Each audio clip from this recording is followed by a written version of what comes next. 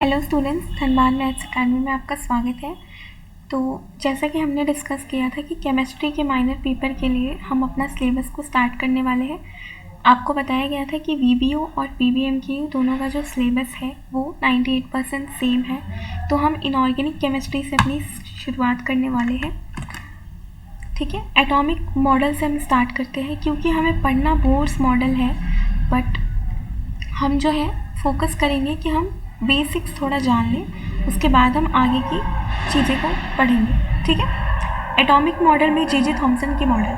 तो मैंने यहाँ पे आपको एक छोटा सा पोस्टुलेट बताया है। हमें लैंग्वेज में पढ़ना भी बहुत इम्पॉर्टेंट है। इसका रीज़न ये है कि आपको लिखना है बेसिकली, लेकिन यहाँ पे आपको ये सब इम्पॉर्टेंट नहीं है। आगे बोर्स मॉडल आएगा, वो ज़्यादा इम्पॉर्टेंट है, हम वो देखेंगे। पहले हम जान लेते हैं कि जे थॉमसन कौन थे, एटॉमिक मॉडल में उन्होंने क्या क्या दिया था। मतलब सबसे पहले तो आप जानिए कि एटम, ठीक है, एटम के बारे में बताया गया था। ठीक है, ये जो एटम है वो क्या होता है बेसिकली। देखो, एटम आपको पता है इलेक्ट्रॉन, प्रोटॉन और न्यूट्रॉन से बना होता है। ठीक है, इनकी डिस्कवरी हुई होगी। ठीक है, लेकिन ये एटम अरेंज कैसे है, इनका अरेंजमेंट कैसा है, ये हमें नहीं पता था। ठीक है, तो मॉडल्स दिए गए। ठीक है, एटॉमिक मॉडल दिए गए। ठीक है, इलेक्ट्रॉन क्या होता है, जैसे आप एग्जाम्पल लीजिए सोडियम का। ठीक है, और कोई भी एग्जाम्पल ले लीजिए, क्लोरीन का ले लीजिए या फिर, ठीक है, अब इसका देखिए, इसमें देखिए ये होता है, मान लीजिए कोई एक्स एलिमेंट है। ठीक है, तो यहाँ पे क्या होगा बेसिकली आपका एटॉमिक मास, और ये हमेशा ऐसे ही लिखना होता है। ए का मतलब होता है एटॉमिक मास, ठीक है, और जेड का मतलब होता है एटॉमिक नंबर। जैसे आपने देखा होगा कार्बन, आपको 20 तक अगर याद होगा, नहीं भी तो अगर 10 तक याद होगा, आपने बेसिक्स में पढ़ा होगा, तो कार्बन का 6 होता है एटॉमिक नंबर और 12 उसका एटॉमिक मास होता है। तो इलेक्ट्रॉन, प्रोटॉन, न्यूट्रॉन क्या होता है, देखो इलेक्ट्रॉन और प्रोटॉन ऑलमोस्ट सेम होते हैं, हमेशा तो नहीं होते हैं। देखो जब Na+ ले लेते हैं तो इसमें क्या हो गया, एक इलेक्ट्रॉन की कमी, ये क्या, इसको क्या कहेंगे, इलेक्ट्रॉन से ज़्यादा प्रोटॉन हो गया, तो क्या बन गया, ये कैटायन। ठीक है, अभी देखिए Cl- देखिए, आपको पता है NaCl होता है, इसमें क्या हो गया, इलेक्ट्रॉन्स ज़्यादा हो गए। देखो माइनस चार्ज का मतलब है कि इसने कहीं से कर्ज लिया है, और पॉजिटिव का मतलब ये डेफिशिएंट है। ठीक है, तो इसमें इसका क्या हो गया, ये एनायन बन गया। ठीक है, इलेक्ट्रॉन ज़्यादा हो गए। ठीक है, इसके पास, इसका मतलब ये है कि इलेक्ट्रॉन ज़्यादा है। ठीक है, अभी हम बात करते हैं जे थॉमसन की मॉडल पर। An atom consist of a positively charge sphere with electrons embedded in it. इनके अकॉर्डिंग ये कह रहे थे कि एटम्स में पॉजिटिवली चार्ज स्फीयर है। ठीक है, अभी आपको इसका प्लम पुडिंग मॉडल दिखाएंगे। ठीक है, प्लम पुडिंग मॉडल ये होता क्या है, ये कह रहे हैं कि एक समुद्र की तरह, सागर की तरह एक प्लस प्लस प्लस पॉजिटिव देकर के बहुत सारे इलेक्ट्रॉन्स इसके अंदर इमिटेड है। मतलब यहाँ पर इलेक्ट्रॉन्स है, बहुत सारे हैं। मतलब एक मान लीजिए कि समुद्र है, समुद्र में बहुत सारी मछलियाँ हैं, बिल्कुल उसी तरह। ठीक है, पहला पोस्टुलेट समझ में आया, an atom consist of a positively charge sphere. ये स्फीयर है, ठीक है, इसमें पॉजिटिवली चार्ज बहुत सारे क्या है, पार्टिकल्स है, और वो क्या है वो अभी नहीं पता चला था, लेकिन इसमें इलेक्ट्रॉन्स एम्बेडेड है। ठीक है, मतलब अभी रिवॉल्विंग को लेकर कोई भी थ्योरी नहीं आई थी। ठीक है, दूसरे पोस्टुलेट पे बात करें, an atom has a whole is electrically neutral because the negative and positive are equal in magnitude. इसके लिए हम देखते हैं, नेक्स्ट पेज पर चलते हैं। ये देखिए, मैंने आपको बताया, जैसे वाटरमेलन को इमेजिन करिए। वाटरमेलन में क्या होता है, ये जो रेड वाला जो पोर्शन होता है, उसको, ये जो रेड पोर्शन है उसको आप इमेजिन कर लीजिए पॉजिटिवली चार्ज, और ये जो बीज वाला पोर्शन है ये सब क्या है, नेगेटिवली चार्ज। ठीक है, ऐसे नेगेटिवली चार्ज क्या, नेगेटिवली चार्ज इलेक्ट्रॉन्स हैं। ये बस आप पढ़ते जाइए, ध्यान दीजिए। ये देखिए ऐसा कुछ दिखता है एटम का मॉडल। ठीक है, ऐसा जे थॉमसन का कहना था। लेकिन देखिए अभी आप बताइए कि पॉजिटिव नेगेटिव एक जगह है तो ये कोलैप्स कर जाएगा, तो ये अनस्टेबल हो गया। स्टेबल कहाँ है ये, आपने पॉजिटिव नेगेटिव एक जगह आ गया, ये तो कोलैप्स कर गया, ठीक है। तो ये स्टेबिलिटी को एक्सप्लेन नहीं कर पाए थे, ठीक है। Thomson atomic model is compared to watermelon which where he considered watermelon seeds as negatively charge particle. मैंने आपको क्या बताया कि जो सीड्स है, वो जो बीज होते हैं, ठीक है, वाटरमेलन के, वो नेगेटिवली चार्ज होते हैं और रेड पार्ट होते हैं वो पॉजिटिवली चार्ज होते हैं। ये इतना जे थॉमसन का कहना था। लिमिटेशंस पे बात करें तो लिमिटेशंस जो होता है जे थॉमसन के मॉडल का, उन्होंने स्टेबिलिटी को नहीं बताया। मैंने आपको क्या कहा कि जे थॉमसन का मॉडल स्टेबिलिटी को नहीं बता पाया, ठीक है, because his model of atom fail to explain how positive charge hold negative charge. मतलब ये होल्ड करके कैसे रख रहा है, पॉजिटिव और नेगेटिव मिलकर के तो कोलैप्स हो जाना चाहिए, ठीक है। तो अनस्टेबिलिटी को दिखा रहा है, ठीक है, जिसकी वजह से वो न्यूक्लियस का पोजीशन भी नहीं बता पाई, न्यूक्लियस एक्चुअल में है कहाँ, या पूरे एटम में है ना, नहीं। थॉमसन मॉडल ने स्कैटरिंग ऑफ अल्फा पार्टिकल को भी नहीं एक्सप्लेन कर पाए, और इनके एक्सपेरिमेंटल एविडेंस, मतलब कोई भी एक्सपेरिमेंटल एविडेंस नहीं मिले, प्रूफ नहीं मिले हैं इनके सपोर्ट में, ठीक है। तो इसके बारे में आपको बस बेसिक जानकारी जाननी थी, ताकि आप बोर्ड थ्योरी जब पढ़ो तब आपको मज़ा आए पढ़ने में। ऐसा कुछ दिखता था, ये याद रखना, ठीक है। प्लम पुडिंग मॉडल कहते हैं, वाटरमेलन मॉडल कहते हैं, इसको प्लम पुडिंग भी कहते हैं, ठीक है। नेक्स्ट अब आते हैं रदरफोर्ड मॉडल। इस पे भी हम ज़्यादा बात नहीं करेंगे, ठीक है। रदरफोर्ड मॉडल ने एक चीज़ सबसे इंपॉर्टेंट बताई थी, न्यूक्लियस ढूंढ लिया था इन्होंने, ठीक है।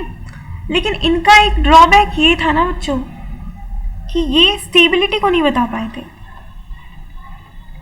इनके अकॉर्डिंग क्या था, पॉजिटिव ऐसे है और नेगेटिव इन्होंने कहा था थोड़ा बहुत रिवॉल्व करता है, ठीक है, इलेक्ट्रॉन्स। इनके अकॉर्डिंग ऐसे रिवॉल्व करेगा, ऐसे रिवॉल्व करके ये तो सेंटर पे चला जाएगा। मतलब सारा का सारा जो पॉजिटिव चार्ज है, ये देखो, सारा का सारा जो पॉजिटिव चार्ज है इन्होंने कहा बीच में है, क्योंकि इन्होंने एक एक्सपेरिमेंट किया था अल्फा पार्टिकल स्कैटरिंग वाला, ठीक है। इस एक्सपेरिमेंट में इन्होंने बताया था कि कुछ तो ऐसा पॉजिटिव चार्ज है जिसकी वजह से जो हीलियम है, जिसको अल्फा पार्टिकल आप लोग कह रहे हो, ये बेसिकली रिपेल कर रहा है। रिपेल करना मतलब इससे दूर भाग रहा है, सेम चार्ज रिपेल करते हैं, है ना। तो इसने ऐसा बताया था रदरफोर्ड ने, ठीक है। और इन्होंने कहा था कि पॉजिटिव चार्ज है, इसके सराउंड में ही सारे ऐसे नेगेटिव बनेंगे और सारे इसमें जा कर के मिल जाएंगे, ठीक है, दूर दूर से ऐसे। मतलब इन्होंने कुछ ऐसा मॉडल दिया था। लेकिन आप बताइए कि सारे के सारे ऐसे अगर चले जाएंगे तो ये तो यहाँ पे भी तो वही अनस्टेबिलिटी की बात हो गई। यहाँ है पॉजिटिव चार्ज, यहाँ negative charge, ultimately positive negative क्या है, मिल जा रहा है ना।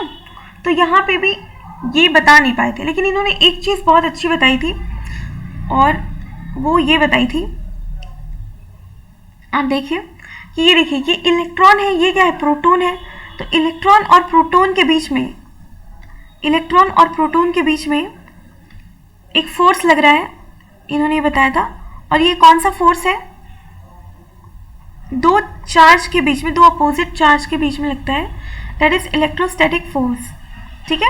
ये फोर्स लग रहा है पॉजिटिव और नेगेटिव चार्ज के बीच में। ये आपने फिजिक्स में पढ़ा होगा, ठीक है। आपको पता होगा क्या लगता है, Q1 Q2 by are square. मतलब Q1 क्या होता है, चार्ज होता है Q, और Q1 Q2 अपोजिट चार्ज, और R उनके बीच का ये डिस्टेंस हो गया R, ठीक है। लेकिन आप एक बात बताइए, जो नेगेटिव चार्ज है ये क्या है, सर्कुलर ऑर्बिट में घूम रही है। तो सर्कुलर मोशन के अकॉर्डिंग यहाँ पे भी तो सेंट्रीफ्यूगल फोर्स लग रहा होगा। सेंट्रीफ्यूगल फोर्स क्या होता है, mv²/r, बहुत सिंपल है, ठीक है। तो यानी ये दोनों फोर्सेस मिल करके एक दूसरे को बैलेंस कर रही है, तभी ये टिका हुआ है। इन्होंने ये बताया था कि तभी ये रिवॉल्व कर पा रही है, ठीक है, इक्वल बैलेंस हो रहा है, ठीक है। ये रदरफोर्ड का मॉडल था, ये बस आपको जानना इंपॉर्टेंट था, पढ़ना नहीं है, आपके सिलेबस में है। अब आते हैं मेन टॉपिक पर जो सिलेबस में हमें पढ़ना है, ठीक है। बोर्स मॉडल, हमने दो मॉडल देखे, एक जे थॉमसन का देखा, एक रदरफोर्ड का देखा। किसी ने भी स्टेबिलिटी को बताया नहीं था। आप देखते हैं कि बोर स्टेबिलिटी को एक्सप्लेन कर पाते हैं कि नहीं। What is the Bohr's model of an atom? Bohr model of an atom was propose by Niels Bohr. सबसे इंपॉर्टेंट बात कि नील्स बोर ने 1915 में इसको प्रपोज किया था, ठीक है। It came into existence with the modification of Rutherford model of an atom in which he explain that a nucleus positive charge is surrounded by a negative charge. तब से सारे लोग यही बोल रहे हैं। देखिए, इसमें हम बोर्स मॉडल में हम कुछ पॉस्टुलेट का बात करेंगे। पॉस्टुलेट का मतलब होता है एंजम्पशन, जो हम अवधारणा बनाते हैं, ठीक है, उसे कहते हैं। जो पॉस्टुलेट इंपॉर्टेंट बोर्ड ने दी थी और आपके एग्जाम के पॉइंट ऑफ व्यू से भी इंपॉर्टेंट है क्योंकि ये सिलेबस का पार्ट है, ठीक है। सबसे पहले तो आप ये जानिए कि बोर की जो एंजम्पशन थे, उन्होंने बताया था कि atom has a nucleus. Atom का न्यूक्लियस होता है where all protons and neutrons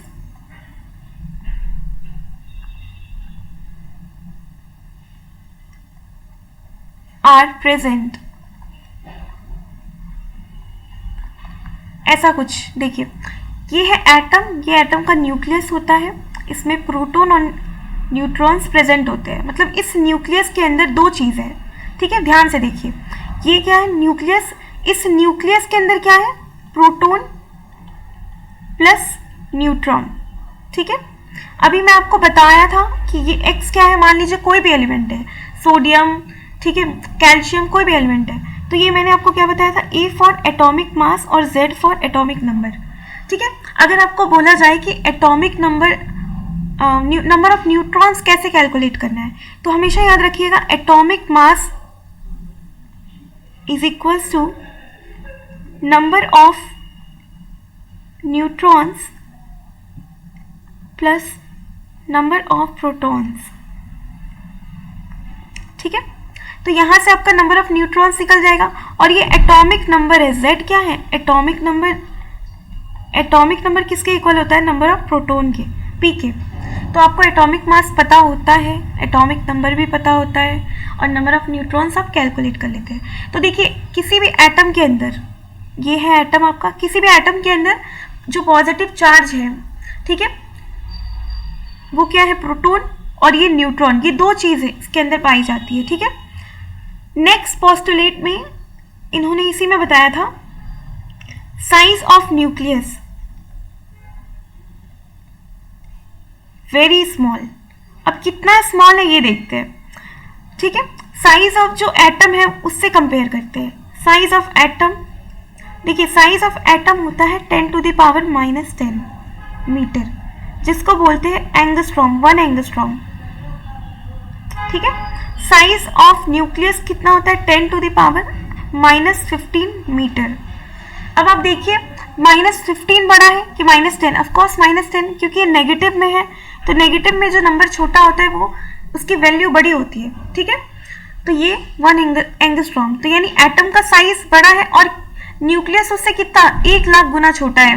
अगर हम डिवाइड करके देखें तो उससे 1,00,000 टाइम्स छोटा है। अगर आप ये डिवाइड करके देखिए, साइज का मतलब क्या? हम यहाँ किसकी बात कर रहे हैं? हम यहाँ बेसिकली रेडियस की बात कर रहे हैं, रेडियस, ठीक है। इन दोनों को डिवाइड करके आप देखेंगे तो आपको पता चलेगा, ठीक है। नेक्स्ट पे हम बात करते हैं बोर्स के मॉडल के नेक्स्ट पोस्टुलेट के बारे में, ठीक है।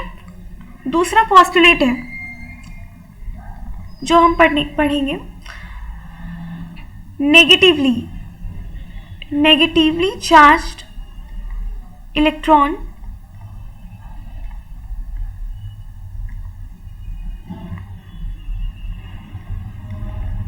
revolve around the nucleus। अब मैंने आपको अभी थोड़ी देर पहले बताया कि ये न्यूक्लियस है, इसके अंदर क्या है? बोलिए मेरे साथ, प्रोटॉन है और न्यूट्रॉन है, ठीक है। और इसके जो ऑर्बिट है, ये क्या है बच्चों? ये ऑर्बिट है, इसमें आपका इलेक्ट्रॉन घूमता है, ठीक है। ये देखिए, ये क्या है? इलेक्ट्रॉन रिवॉल्व करता है, ठीक है। यही कह रहा है, बहुत सिंपल वे में समझिए। नेगेटिवली चार्ज्ड इलेक्ट्रॉन्स, इसको ऐसे रिप्रेजेंट कर देंगे, revolve around the nucleus in the same way as the planets revolve around them. ठीक है, जैसे कि आपका प्लैनेट होता है, सन है, ठीक है, सन के अराउंड देखते हो ऑर्बिट होते हैं। थर्ड प्लैनेट क्या है अपना, अर्थ है, मार्स है, मरकरी है, वीनस है, ये सारे प्लैनेट हैं, वीनस, मरकरी। तो जैसे प्लैनेट देख रहे हो, बिल्कुल उसी टाइप का सिस्टम है यहाँ एटम पर। ये आपका एटम है और ये प्लैनेट्स है, कंपेरेबल है। ठीक है, और देखिए दोनों का पाथ क्या है, सर्कुलर है। ये पाथ कैसा है, ये सर्कुलर है। अभी थोड़ी देर पहले बताया कि देखिए सेंट्रीफ्यूगल फोर्स लग रहा है। सेंट्रीफ्यूगल फोर्स का मतलब क्या हुआ कि यानी कि सर्कुलर पाथ में इलेक्ट्रॉन्स रिवॉल्व कर रही है ना। और अभी ये भी बताया था कि इन दोनों के बीच में कौन सा फोर्स लगेगा, पॉजिटिव, और ये नेगेटिव है ना, इलेक्ट्रॉन्स नेगेटिवली चार्ज है, इन दोनों के बीच में लगेगा फोर्स कौन सा, इलेक्ट्रोस्टैटिक। जैसे एग्जाम में भी आप डायग्राम बना के दिखाएंगे तो बहुत अच्छा होगा। ठीक है, हम इंट्रोडक्शन पढ़ते हैं अब, जो यहाँ पे लिखा है, introduction to Bohr model. Bohr theory modify the atomic structure model by explaining that electrons move in a fix orbit या शेल्स। इस ऑर्बिट को हम क्या कहते हैं, शेल्स भी कहते हैं। ये किसके और घूम रही है, ये सारे के सारे, ये ऑर्बिट, ये प्लैनेट वाला रफ कर देते हैं। ठीक है,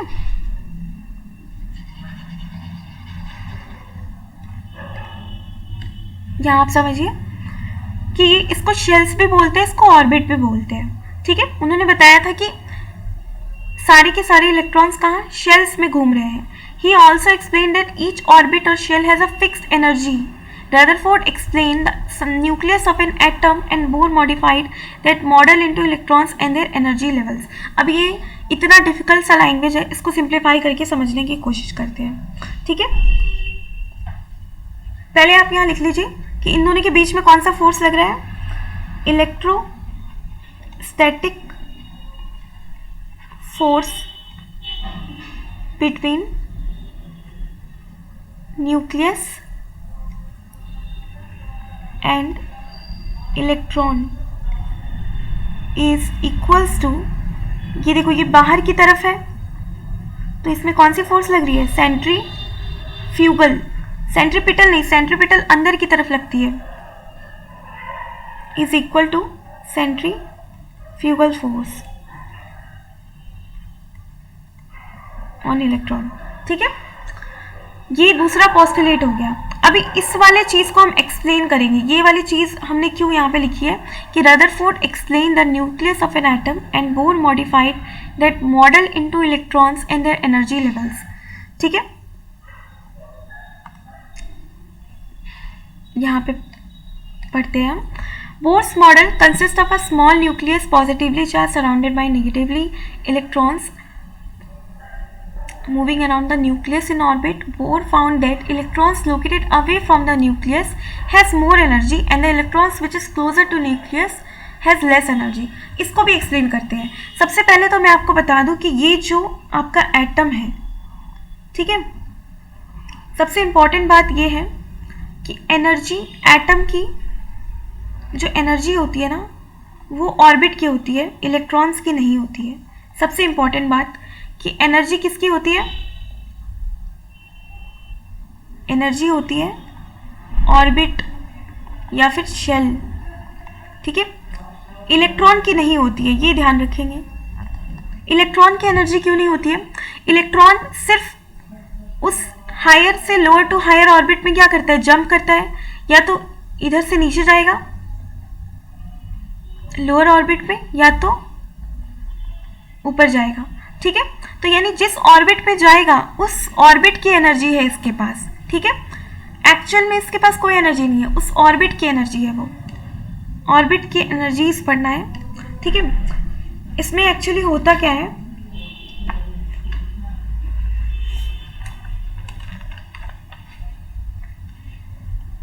देखिए द ऑर्बिट की एनर्जी, ये पढ़ेंगे अभी हम। देखिए जैसे मान लीजिए ये कोई इलेक्ट्रॉन है, ये वाला इलेक्ट्रॉन है, ठीक है, ये पहला ऑर्बिट है, n इज इक्वल्स टू 1, ये n इज इक्वल्स टू 2 मान लीजिए, ठीक है, ये पहला ऑर्बिट है, ये वाला इलेक्ट्रॉन यहाँ से नीचे आया ग्राउंड स्टेट में। First n is equals to 1 को हम क्या कहते हैं, ग्राउंड स्टेट कहते हैं, ठीक है, ग्राउंड स्टेट,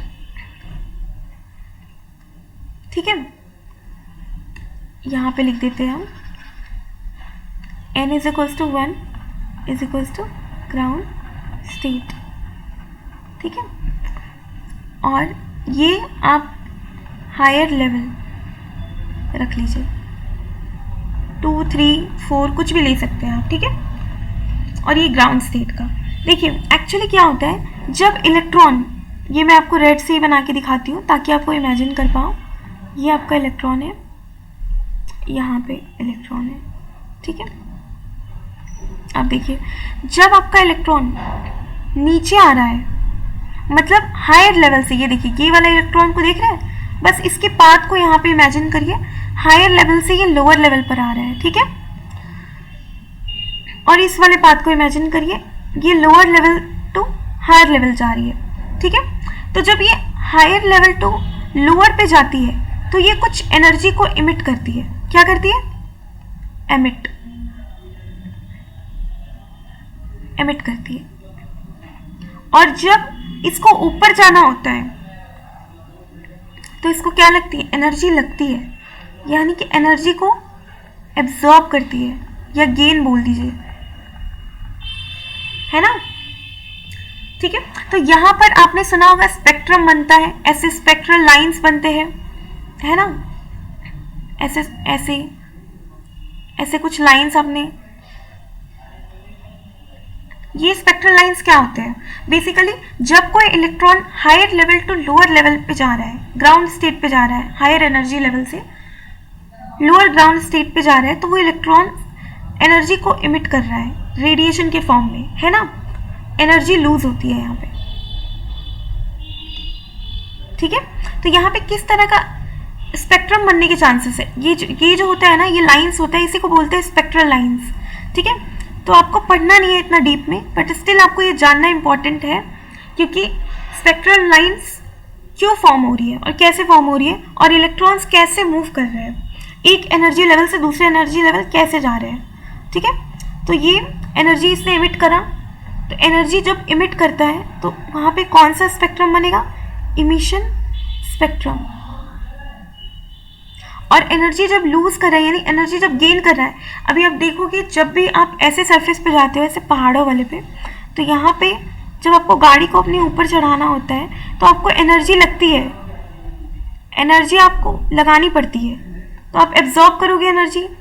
बिल्कुल ऐसे इमेजिन करो कि जब आप ऊपर जा रहे हो, ठीक है, दूसरे ऑर्बिट लेवल पर, तो आपको एनर्जी लगानी पड़ रही है, और यहाँ से आप स्मूथली चले जाते हो, है ना, यानी कि यहाँ क्या है, एनर्जी आपकी इमिट हो रही है, आपको लगानी नहीं पड़ रही है ना। ऐसा इमेजिन करो ये कार वाला इंसिडेंट, ठीक है। तो यहाँ पे इमिशन स्पेक्ट्रम बनता है और यहाँ पे एब्जॉर्प्शन स्पेक्ट्रम बनता है, समझ में आया। अब हम बात करते हैं इस एनर्जी के टॉपिक पर। अब एनर्जीज क्या होता है, ठीक है।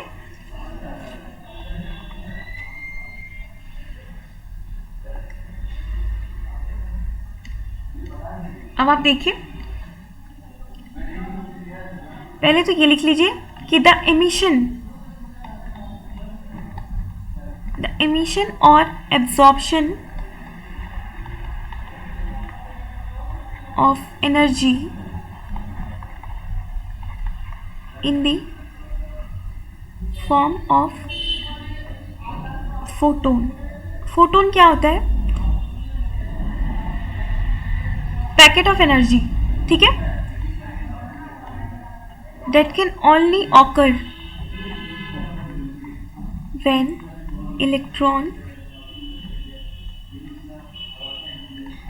jumps from one stationary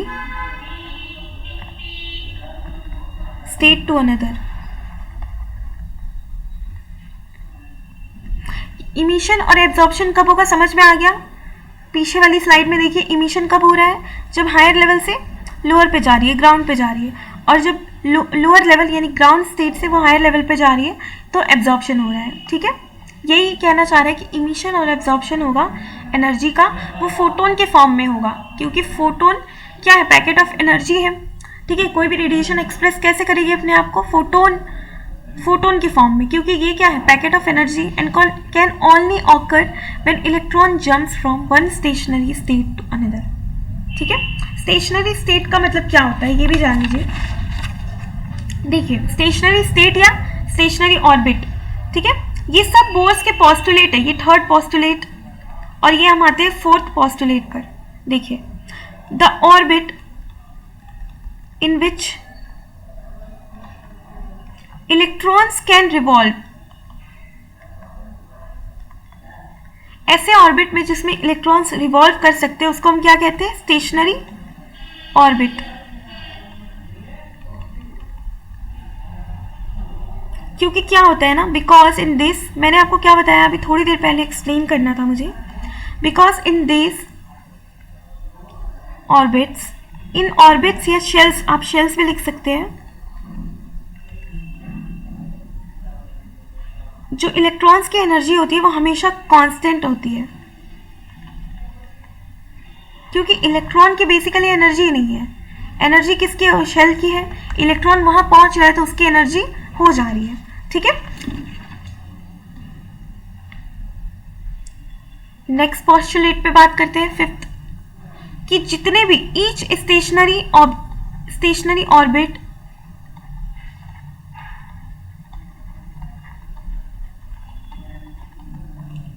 is associated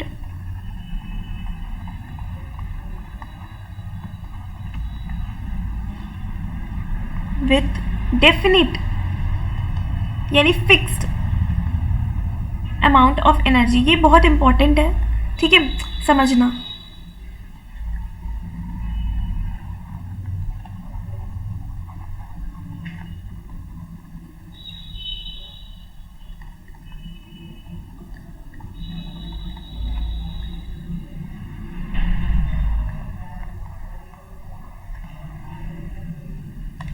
देखो, हर एक स्टेशनरी ऑर्बिट जो होता है, शेल जो होता है, वो एसोसिएट होता है एक फिक्स्ड, ये डेफिनेट का मतलब फिक्स्ड, और इजी लैंग्वेज में अगर आप देखो फिक्स्ड अमाउंट ऑफ एनर्जी के साथ रहता है। देखो जैसे कि मैंने आपको बताया कि ये बेसिकली ऑर्बिट है, ठीक है, ये पूरा मैं नहीं बना रही हूँ, ऐसे आप समझ लेना। ठीक है,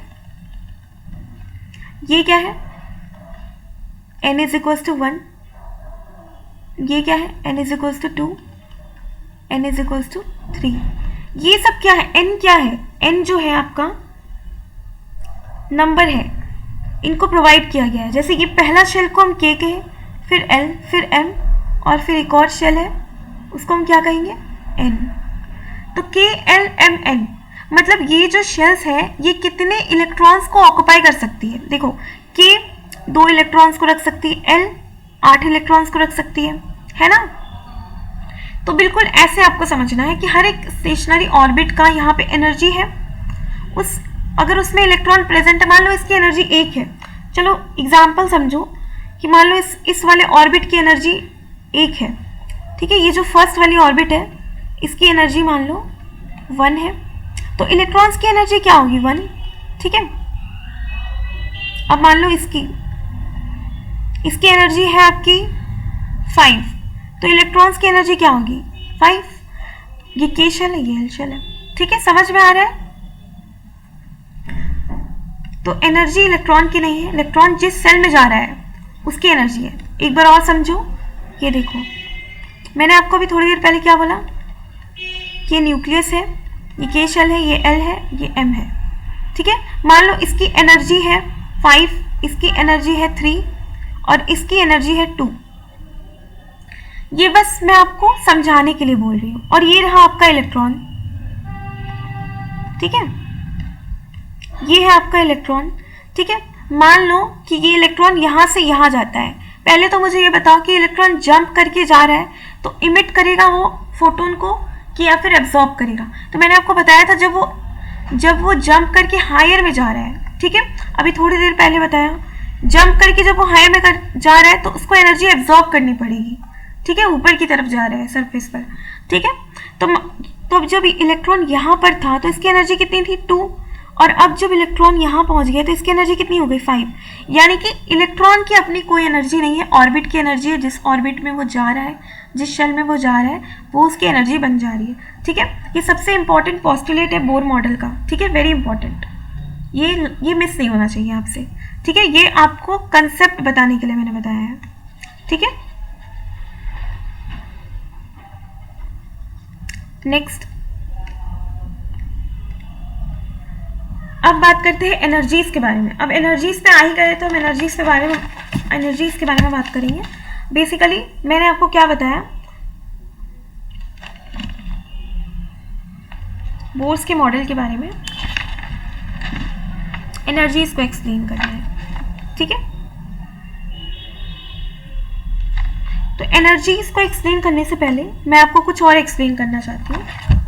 पहले आप समझ लीजिए एक और पोस्टुलेट, एक very important postulate, this is also very important. ये है, मैंने आपको बताया था कि इलेक्ट्रॉन्स, मैं ऐसे लिख रही हूँ, ठीक है, इसका मतलब इलेक्ट्रॉन्स है, इलेक्ट्रॉन्स कैन रिवॉल्व, ठीक है, ये छठा पोस्टुलेट होगा शायद, can revolve only in those orbit in which angular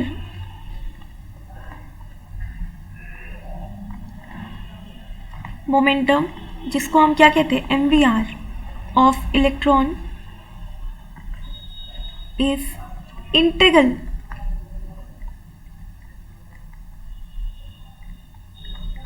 multiple of h/2π। इसका मतलब क्या है?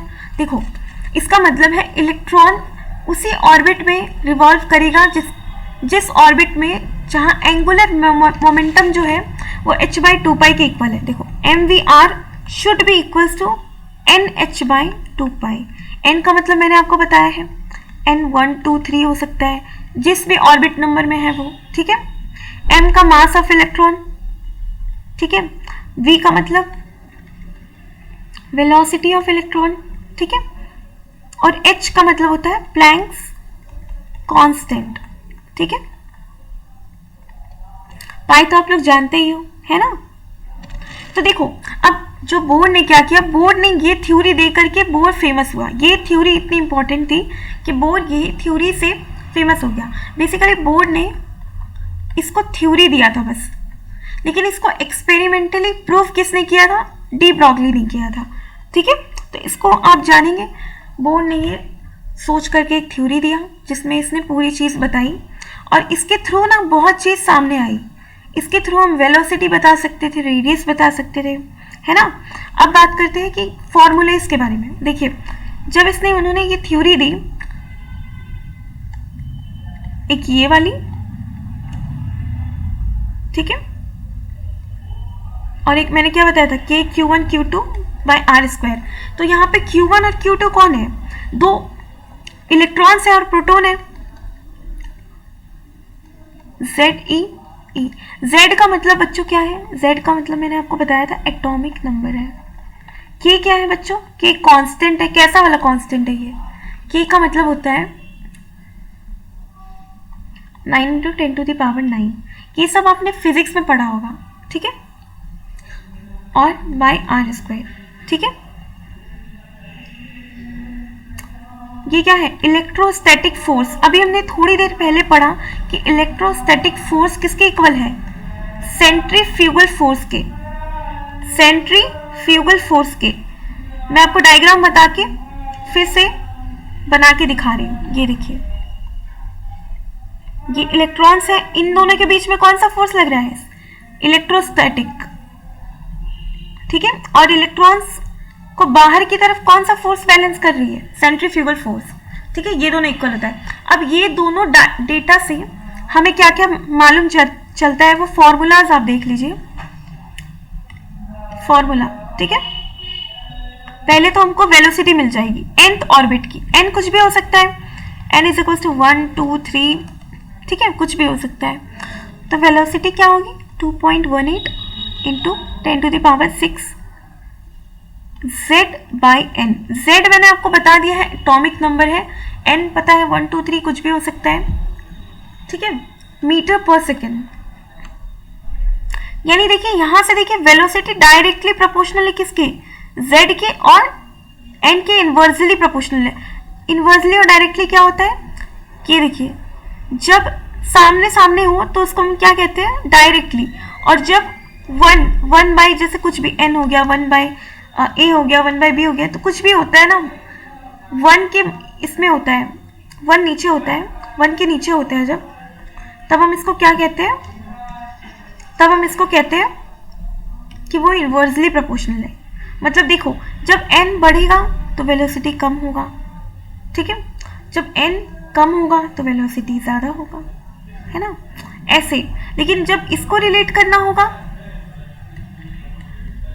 तो देखिए इसको कैसे रिलेट करोगे, इनवर्सली में अपोजिट हो जाता है, एक कम दूसरा ज़्यादा, और डायरेक्टली में क्या होता है ये ज़्यादा और ये कम तो ये ज़्यादा, सॉरी एक मिनट, डायरेक्टली में डायरेक्ट होता है बच्चों, डायरेक्टली में अगर ये ज़्यादा तो ये भी ज़्यादा, ये कम तो ये भी कम, ठीक है, ठीक है। डायरेक्टली प्रोपोर्शनल इनवर्सली प्रोपोर्शनल में कोई कंफ्यूजन तो नहीं है, ठीक है। तो वेलोसिटी निकाले, और एक चीज निकाली थी हमने, पोस्टुलेट पे तो हमने बात कर ही रहे, हम पोस्टुलेट पर ही बात कर रहे हैं। वेलोसिटी के साथ हम निकाला था रेडियस ऑफ nth ऑर्बिट, ठीक है, क्या लिखेंगे हम, रेडियस ऑफ nth ऑर्बिट। थोड़ी देर के लिए हम इसको मिटा देंगे क्योंकि हम पोस्टुलेट पर ही बात कर रहे हैं।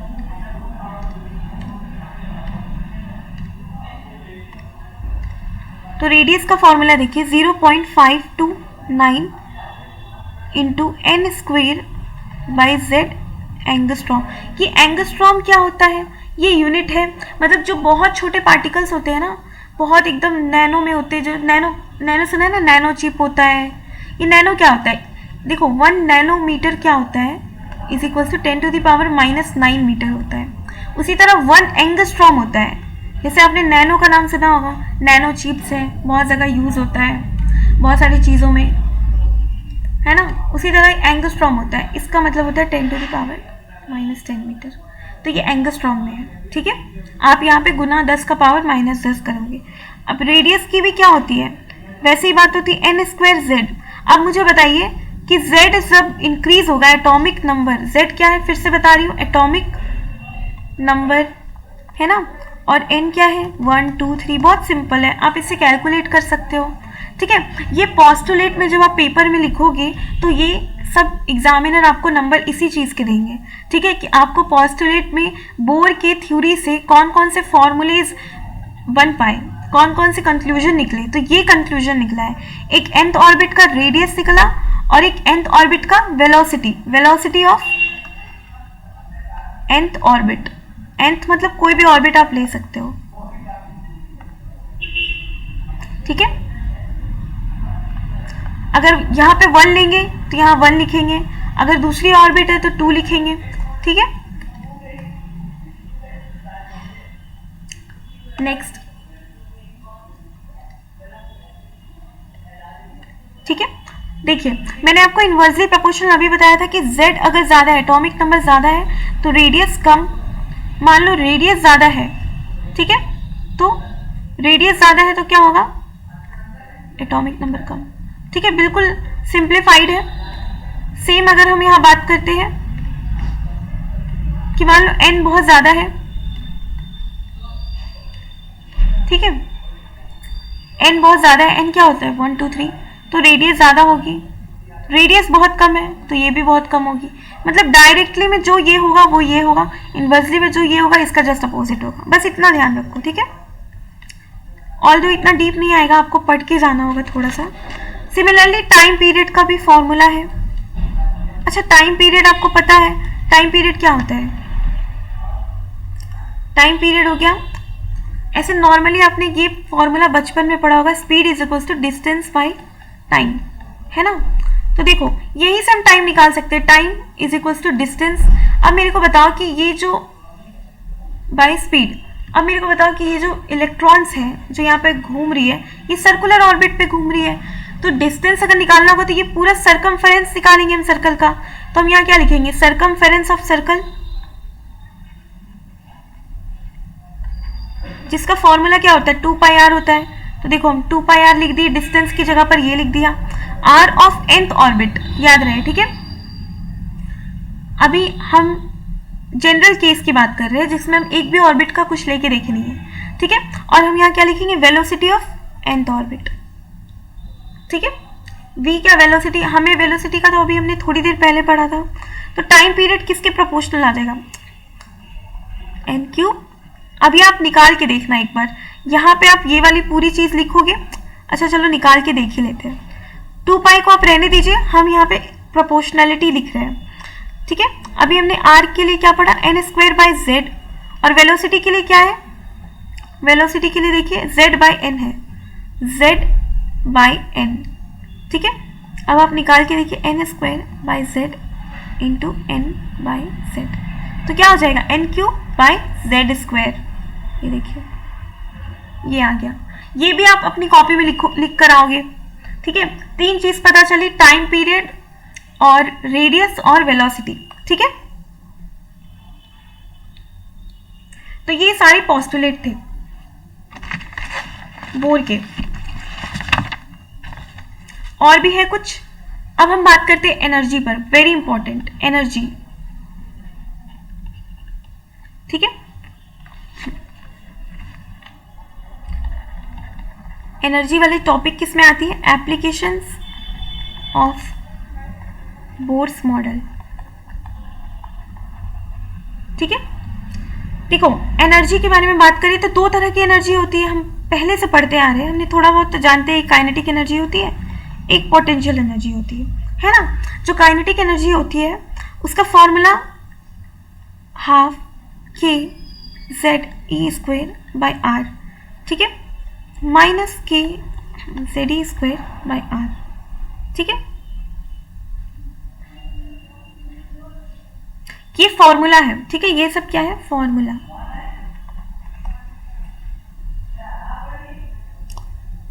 अब देखो इन दोनों को अगर ऐड करते हैं, इन दोनों को क्या करेंगे, टोटल एनर्जी क्या होता है, potential energy plus kinetic energy. तो टोटल एनर्जी क्या आ जाएगा, आप ऐड करके देखना, टोटल एनर्जी आ जाएगी half k z e square by r, ठीक है।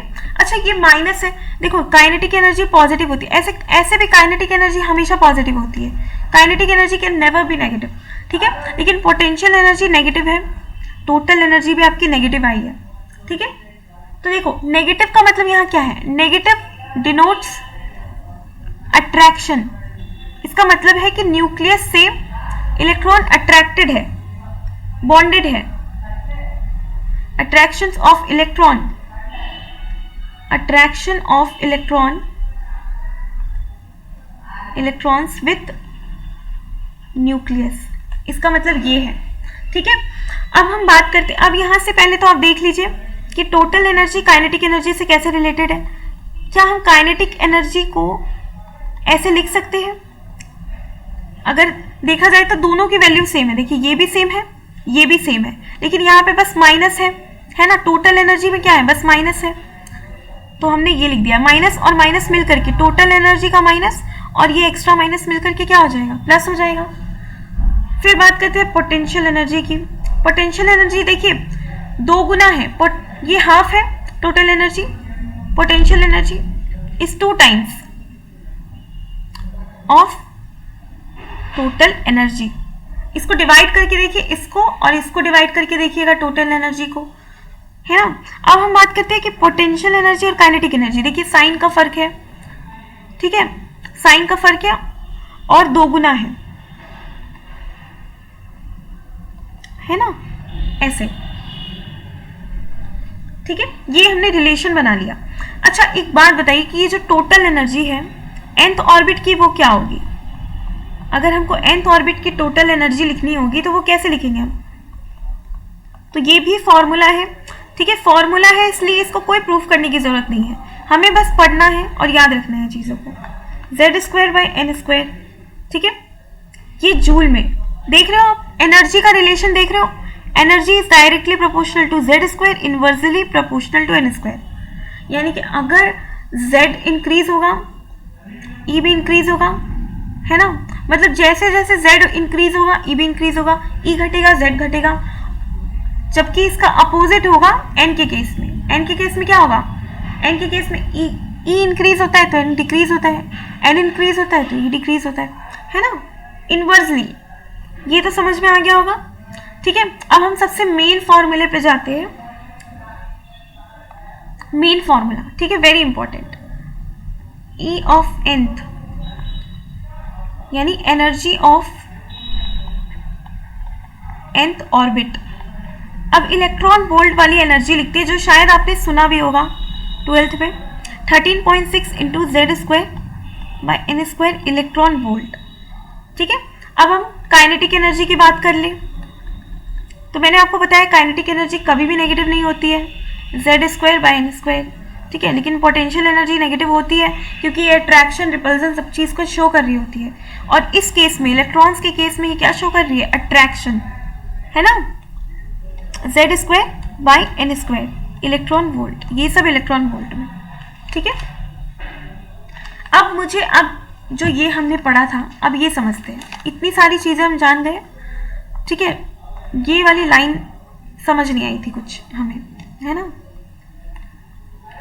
ये देखिए, कह रहा है कि बोर ने ये पाया कि कोई भी इलेक्ट्रॉन जो न्यूक्लियस से दूर जा रहा है उसके पास ज़्यादा एनर्जी है, और जो न्यूक्लियस के करीब है उसके पास कम एनर्जी है। इसका मतलब समझते हैं, ठीक है।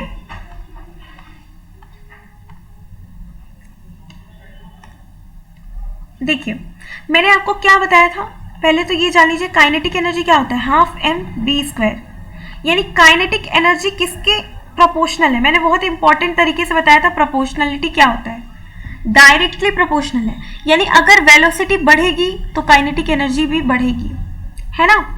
तो देखिए, हमें क्या कहा था उस वाले पोस्टुलेट में, क्या कहा था कि मान लो ये एटम है ना, मान लो ये एटम है और जो इलेक्ट्रॉन है, ये इलेक्ट्रॉन है, मान लो इलेक्ट्रॉन दूर जा रहा है, ठीक है,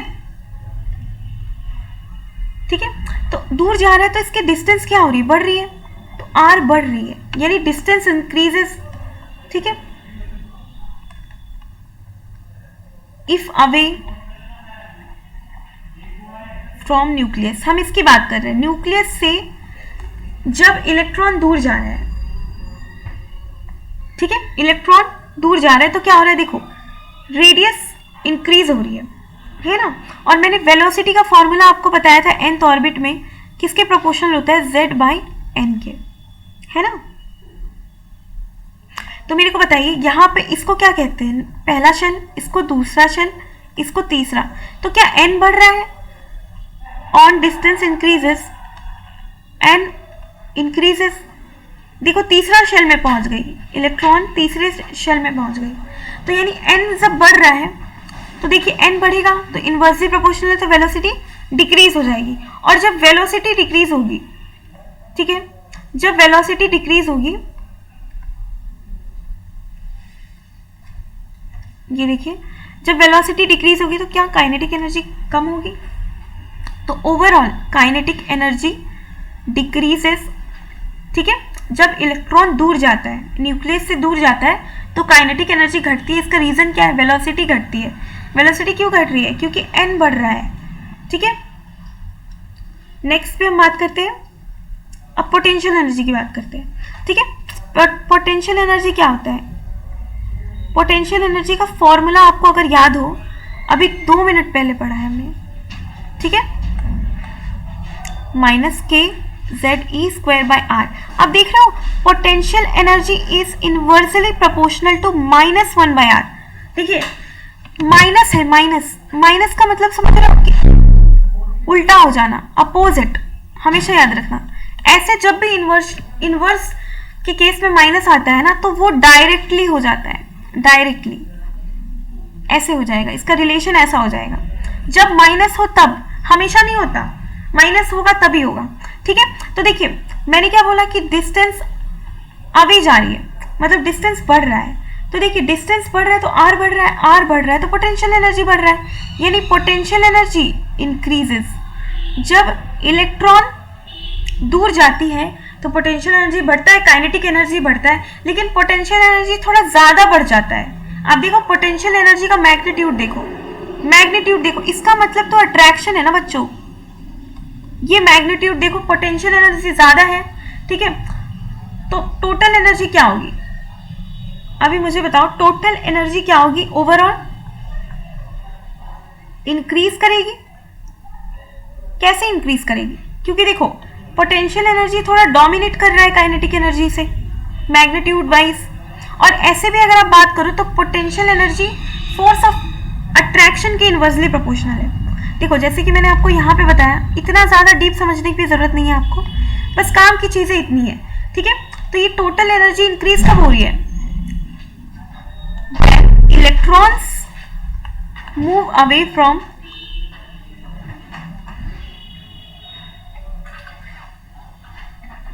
न्यूक्लियस। जब न्यूक्लियस से दूर जाता है तो इसकी टोटल एनर्जी भी बढ़ती है, सिर्फ और सिर्फ काइनेटिक एनर्जी घटती है। वेरी इंपॉर्टेंट, ठीक है। ये भी आप पोस्टुलेट में लिखोगे, बोर्ड के पोस्टुलेट में, है ना।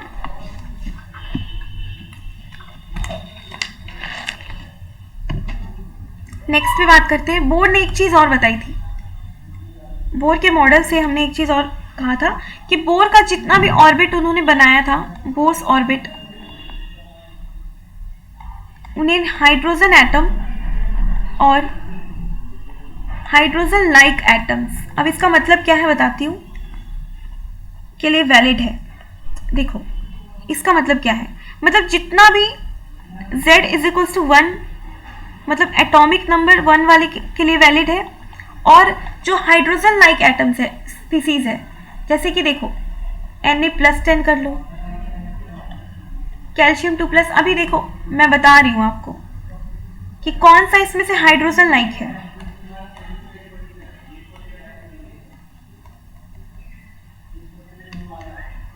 एक एग्जांपल से समझो।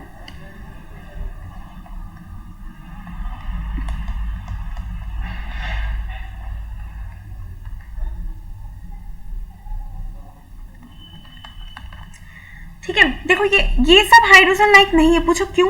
क्योंकि जिसमें एक इलेक्ट्रॉन हो, बस एकमात्र एक इलेक्ट्रॉन, यानी सिंगल इलेक्ट्रॉन, ठीक है, सिंगल इलेक्ट्रॉन स्पीसीज के लिए ओनली वैलिड फॉर, यहां लिखिए only valid for single electron species. तो देखिए इसमें सिंगल इलेक्ट्रॉन है, Na के पास कितना इलेक्ट्रॉन होता है? इसका एटॉमिक नंबर ही 11 है, तो इसमें 2 8 11 1। तो देखो अगर इसमें से 8 यानी 10 इलेक्ट्रॉन को निकाल दिया जाए, +10 का मतलब क्या होता है? मतलब डेफिशिएंट, मतलब 10 नहीं है इसके पास, 10 इलेक्ट्रॉन नहीं है, 10 इलेक्ट्रॉन की कमी है। प्लस का मतलब केटायन है, केटायन का मतलब कमी, K for cation, K for कमी, ओके। तो यानी अब इसके पास कितना इलेक्ट्रॉन हो गया? 1, ठीक है, 10 प्लस में, क्योंकि 10 कहाँ चले गए? 10 चले गए, 10 की कमी है, डेफिशिएंट होगा। तो ये 1 इलेक्ट्रॉन के लिए, इसके लिए बोर एटम वैलिड होगा, ठीक है। और जितने भी बोर एटम के रेडियस होंगे वो कैसे होंगे? आपको अभी बताया था रेडियस का फॉर्मूला। हाइड्रोजन लाइक एटम के लिए मैं लिख रही हूँ 0.529 इंटू n²/z, फर्स्ट ऑर्बिट के लिए, ठीक है।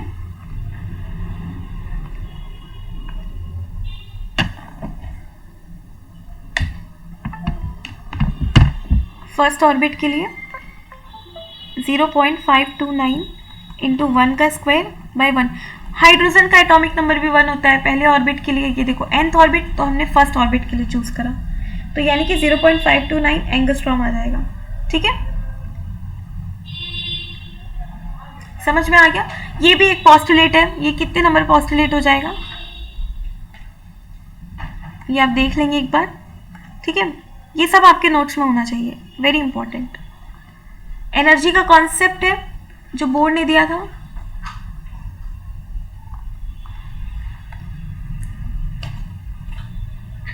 अब नेक्स्ट पे बात करते हैं।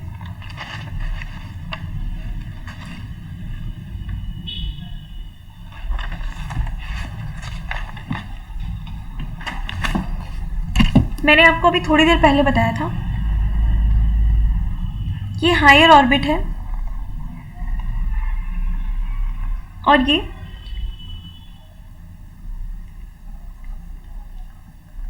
ग्राउंड लेवल समझ लीजिए, ठीक है।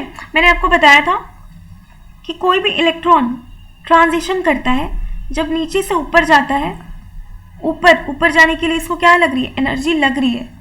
एनर्जी क्या करता है, एब्जॉर्ब करता है, ठीक है। और जब ऊपर से नीचे आता है तो ये क्या करता है, एमिट, एनर्जी को रिलीज करता है ना, ये बताया था, ठीक है। अभी आप देखिए कि बोर के एटम का हाइड्रोजन लाइक स्पीसीज के लिए फॉर्मूला बताया था अभी थोड़ी देर पहले। बोर्स एटम में हाइड्रोजन एटम के लिए जिसका Z1 होगा, ठीक है।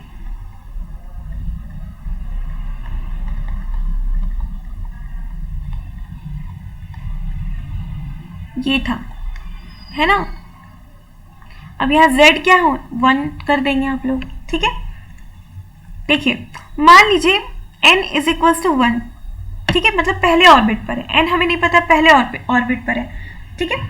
Z हमेशा 1 ही रहेगा, क्यों, क्योंकि हमें पता है हाइड्रोजन एटम या उसके जैसे एटम के लिए ही वैलिड है, मतलब जहां पे आपका सिर्फ एक इलेक्ट्रॉन बच रहा है, क्योंकि हाइड्रोजन के पास क्या है, सिर्फ एक इलेक्ट्रॉन है, ठीक है। तो n इज इक्वल्स टू 1 पे चेक करते हैं, ठीक है। ये n का मतलब क्या है, n बताया था 1 2 3 4, है ना, ये था, ठीक है। मान लीजिए कि हाइड्रोजन एटम है जिसके पास एक इलेक्ट्रॉन है, वो अब ट्रांजिशन करता है ग्राउंड लेवल से। 1 मतलब क्या, ग्राउंड लेवल, जैसे ये n इज इक्वल्स टू 1 है, n इज इक्वल्स टू 2 है मान लीजिए, ठीक है। इससे ऊपर भी होगा, n इज इक्वल्स टू 3 होगा, 4 होगा, 5 होगा, तो इस पे मान के चलते हैं, तो इसमें जो एनर्जी लेवल होगा 1 होगा, ठीक है। तो माइनस इस फॉर्मूले पे हमें पुट करते जाना है, इस वाले फॉर्मूले पे, माइनस 13.6, n कितना 1 है तो 1 का स्क्वायर, तो क्या हो जाएगा, माइनस 13.6 इलेक्ट्रॉन वोल्ट। मैं इसे आपको करके दिखा रही हूँ, ठीक है। मान लीजिए n इज इक्वल्स टू 2 पे सेकेंड ऑर्बिट पे इसकी एनर्जी कितनी होगी, यानी पहले ऑर्बिट पर जो भी इलेक्ट्रॉन यहाँ पे होगा तो उसकी एनर्जी कितनी होगी, उस इलेक्ट्रॉन की एनर्जी इतनी होगी। मैंने आपको बताया तो ऑर्बिट की एनर्जी होती है, और इलेक्ट्रॉन अगर दूसरे पे चला गया तो इसकी एनर्जी देखिए क्या हो जाएगी। अब समझ में आ रहा है, 2 का स्क्वायर, देखिए 1 मिनट, 3.46 हो जाती है, 3.4 इलेक्ट्रॉन वोल्ट। तो देखिए फिर इसकी एनर्जी क्या हो गई, सेकंड पे जाने पे कुछ और हो गई, है ना। तो इलेक्ट्रॉन्स की एनर्जी नहीं है, एनर्जी उस ऑर्बिट की है। फिर एक और एग्जांपल देखिए, n इज इक्वल्स टू 3, तो E3 होता है माइनस 13.6, Z तो 1 है, हर जगह पे पुट कर चुके हैं, 3 का स्क्वायर, तो क्या हो जाएगा, माइनस 1.51 इलेक्ट्रॉन वोल्ट, ठीक है। अब देखिए स्टार्टिंग में एनर्जी देखिए,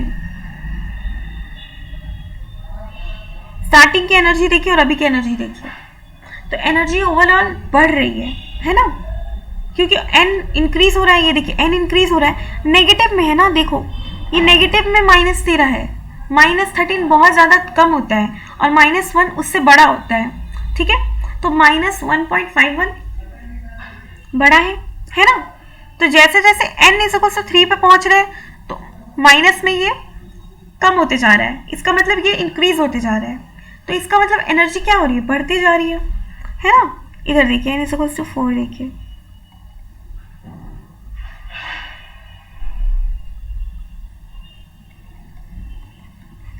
फोर का स्क्वायर,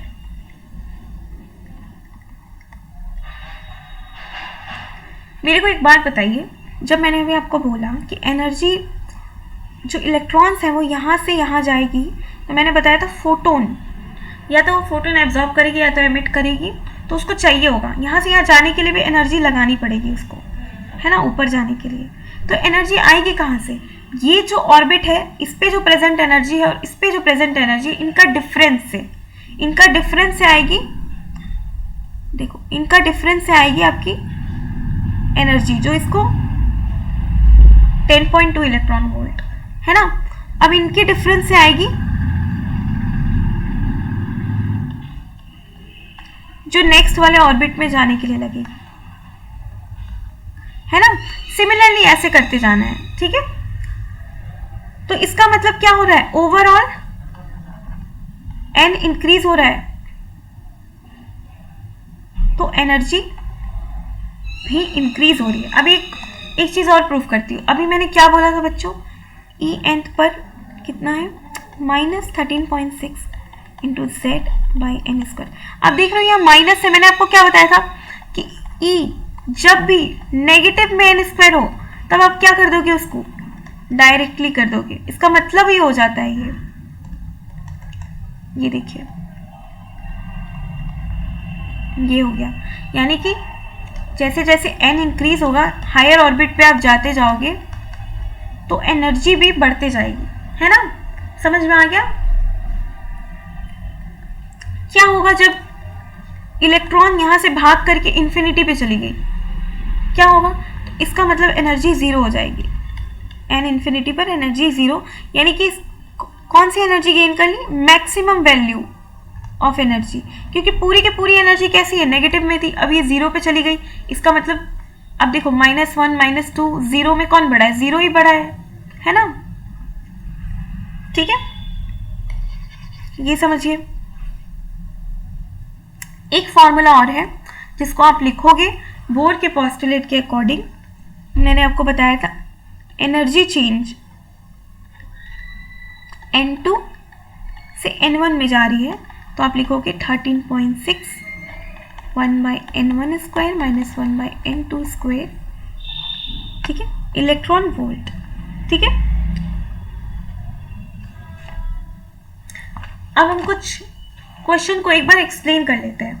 ठीक है, क्वेश्चन आपका ये है कि explain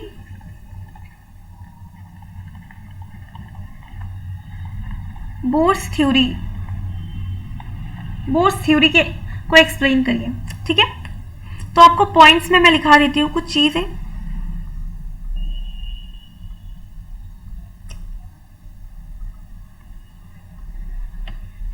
electron revolve around the nucleus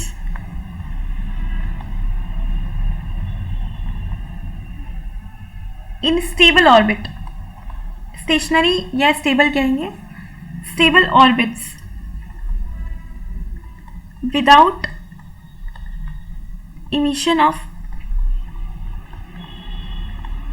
क्या, मेरे को एक बात बताइए कि क्या जब भी इलेक्ट्रॉन जो है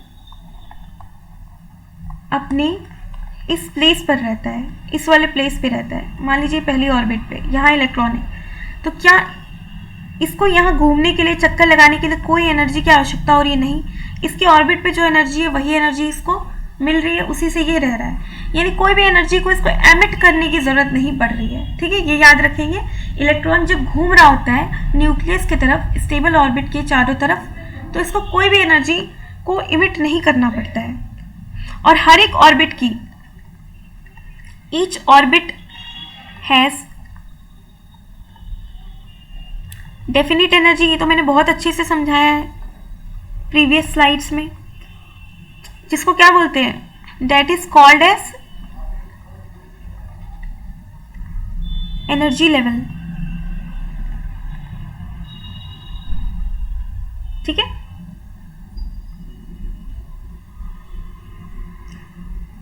और एक लिखिए, एन ऑर्बिट और एनर्जी लेवल शेल भी बोल सकते हैं, is designated by K L M N। बताया था ना, पहला शेल को K, फिर L, फिर M, फिर N, O तक होता है, और भी होता है। ठीक है, ये सब शेल्स के नाम दिए जाते हैं। और जब electron, when electron present in lowest energy level, जैसे मैंने बताया था अभी -13.6 पर है, ठीक है, तब क्या है, वो सबसे लोएस्ट एनर्जी लेवल पर है, that is called as ground state. ठीक है, नेक्स्ट पॉइंट हम लिखते हैं,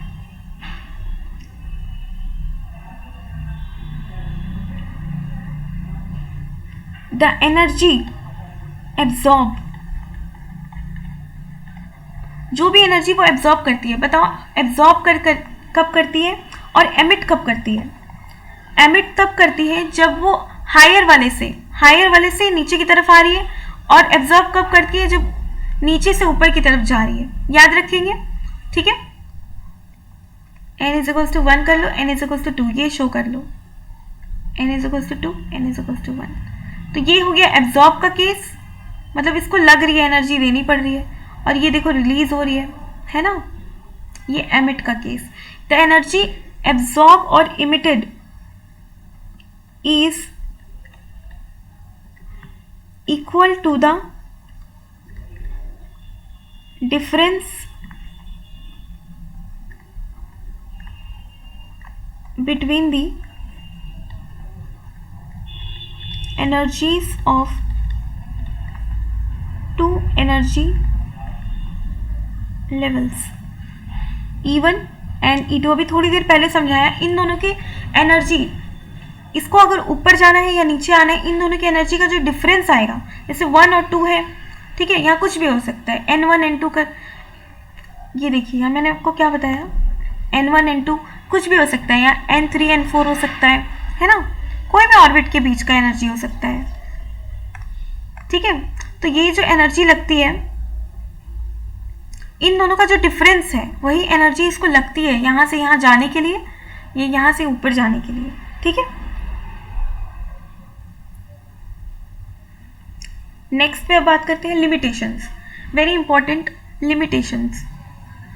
तो आज के क्लास में हमने काफ़ी कुछ पढ़ा बोर्स के बारे में, कि बोर ने क्या क्या पोस्टुलेट दिए, बोर के एजम्पशन क्या क्या थे, यानी पोस्टुलेट क्या थे, ठीक है। लगभग हमने कितने पोस्टुलेट पढ़ लिए, ठीक है। 15 मार्क्स का आपका क्वेश्चन आएगा, ठीक है, बोर मॉडल से, ठीक है। हम पूरा सिलेबस कंप्लीट करते हुए चलेंगे, तो 15 मार्क्स के क्वेश्चन के अकॉर्डिंग ये डाटा जो है इनफ है, और आपको कम से कम 1 से 1.5 पेज में आंसर करना होगा, ठीक है। ये दूसरा पोस्टुलेट, ये तीसरा, चौथा, पांचवा, छठा, सातवां पोस्टुलेट ये कर लीजिए, क्योंकि एनर्जीज का पूरा कॉन्सेप्ट बताया गया है इसमें, ठीक है।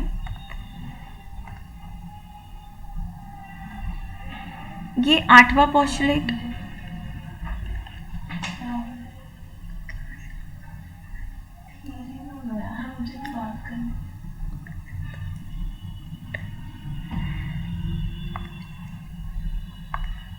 उसके बाद बस इतना ही पोस्टुलेट पढ़ना था हमें। अब हम कल की वीडियो में बात करेंगे लिमिटेशंस के बारे में, ठीक है।